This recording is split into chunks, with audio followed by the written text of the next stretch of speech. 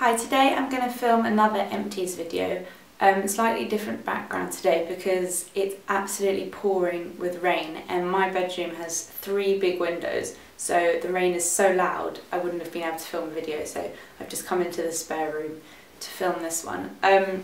So yeah, another empties video. I've got quite a few empties to go through. It's just a chance for me to show you how I got on with the products and yeah, what I thought of them basically. So I went through another Bioderma. I think I go through one of these a month now, and you know I love it. I've got 4 more that my mum just brought back from France for me, so that's just a winner as always. The next empty is this NEOM hand wash, and this is the Sensuous hand wash, and I really like this. I've never really put that much thought into which hand wash to use. I normally use like a cheap one from a supermarket, but then when I got this one, the minute I finished it I was so upset. It just really makes such a difference. It made my hands feel so soft and well looked after and really nice. I'm trying out Burt's Bees ones at the moment, which I quite like, but it's a bit more clarifying, so it makes my hands feel a bit squeaky clean, whereas this made them feel really soft. So I love NEOM products, and I need to look into how much this was. It's probably quite expensive, but I think I would purchase it because it was really nice. I think maybe when I have my own home and I want to make the bathroom nice, I'd get a nice hand wash like this. The next thing is this Vo5 Hot Oil Moisture Soak Elixir, and I think I saw Lily Melrose talking about this, which is why I bought it. I love the packaging. It's a clear squeezy plastic bottle and you can see the oil, and then there's a guideline of how much to use on the side. It was actually quite hard to use in the shower because once you start squeezing it, it all kind of pours out. I think in the video I showed this where I tried to smell it, it kind of went all over me as well. So actually, even though the packaging looks quite cute, it's not very good. I really didn't like this. I use a lot of ocean oil and Moroccan oil, which is really sort of luxurious, thick oil, and this in comparison just kind of felt like coloured water. It didn't do anything for my hair. I really didn't feel like it sort of worked into my hair. It just sat on top of it and didn't make it feel any better after showering than it did before. And I wouldn't repurchase this. I wouldn't recommend it, but I mean, it's worth trying. Maybe if you have less damaged dry hair than me and your hair's kind of more normal, then it might work. But I really didn't get on with this and didn't rate it at all. The next product is a Lush product, and this is the Breath of Fresh Air Toner Water. I got this ages ago when I was in Lush. I just thought I really fancied buying a toner, and it comes in this little spray bottle. You have to spray it onto a cotton wool and then put it on, or onto your hands and then pat it on, because if you spray it directly onto your face, it's a really direct spray, which isn't very pleasant. It smells nice, smells really like refreshing, so it's nice for the morning especially. I didn't notice a massive change in my skin when using this, and it kind of just felt like using water really, so I wasn't very happy with this and I wouldn't repurchase it. I don't really get on that well with Lush products. There's a few bath bombs that I like, but I wouldn't really use a lot of the skincare. Even though it's meant to be all natural, I just feel like it breaks me out and makes my skin, I don't know, I had a bad experience with the scrub once, so I'm not sure about Lush. The next is this body butter, and it's the Nippon Fab Pistachio Sundae, and Barbara from the Persian Babe is obsessed with this, and you know when you watch someone's videos and they're just obsessed with the product, you have to try it. So I went out and bought, this is the small version, it comes in like a bigger one as well, and there's a few other flavours, but I tried this one and oh God, I really don't like it.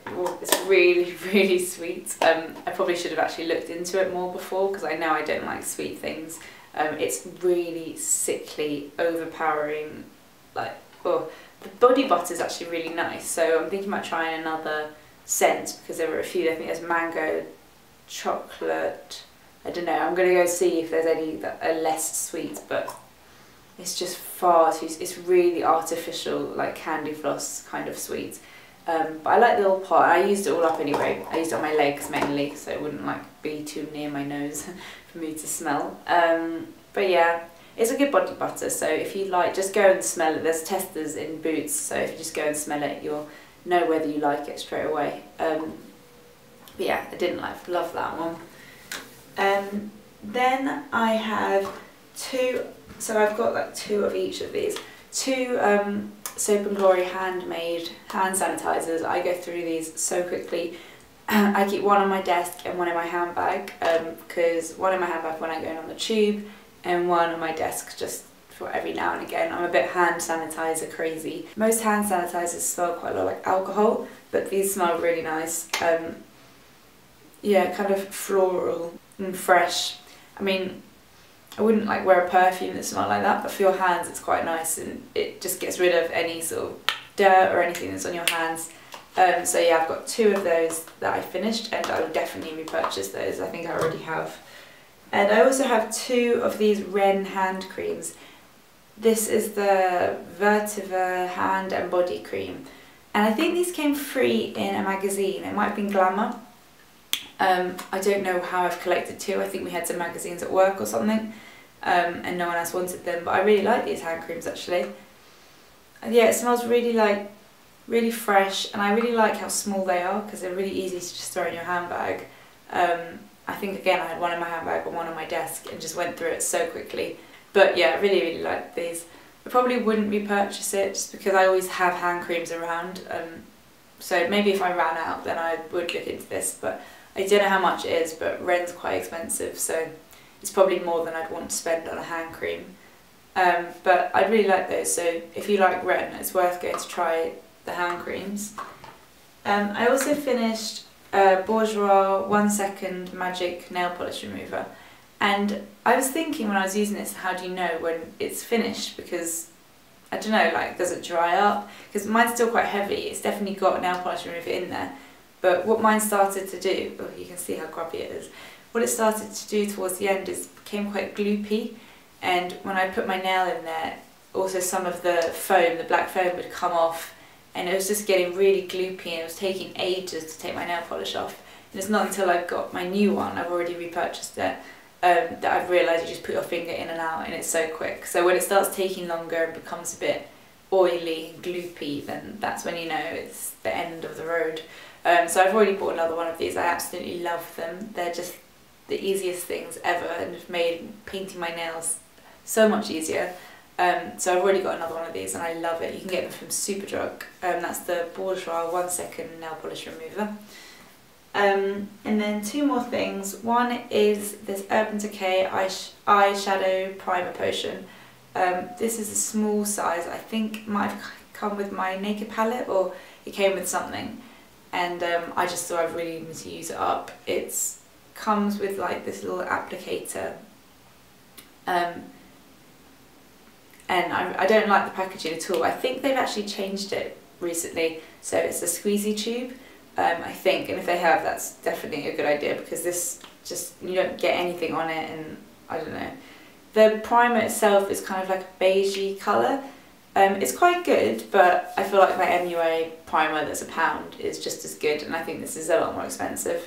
A lot of people rave about this, but I don't love it. I don't think it's that amazing. It's okay. It's a little bit oily, I think.